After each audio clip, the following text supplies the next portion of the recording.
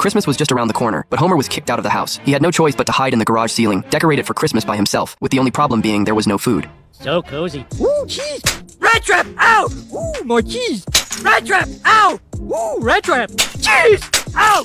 One day, Burns, in a rare moment of kindness, organized a wild party for employees and their families. Before leaving, Marge specifically warned Homer not to drink, because when he drank too much, he'd get drunk and make a mess. Homer wanted to argue, but seeing Marge's firm attitude, he had no choice but to agree. At the party, Homer could only drink some cola, lacking any enthusiasm. He was feeling down when a drunk Lenny came over to flirt with Marge. Wanna rub shoulders? Cover yourself up and quit hitting on my wife! Homer quickly pulled Marge aside, complaining that everyone else was drunk and carefree, while he had to stay sober and endure their nonsense. It was too painful. Carl, keenly noticing Homer's mood, decided to team up with Lenny to help him. They secretly spiked Homer's cola with some alcohol. Just then, Marge, curious, asked, "What if something goes wrong with all the nuclear plant employees partying here?" Lenny assured her not to worry, saying they had a dog in place, and the dog would bark if the red light went on.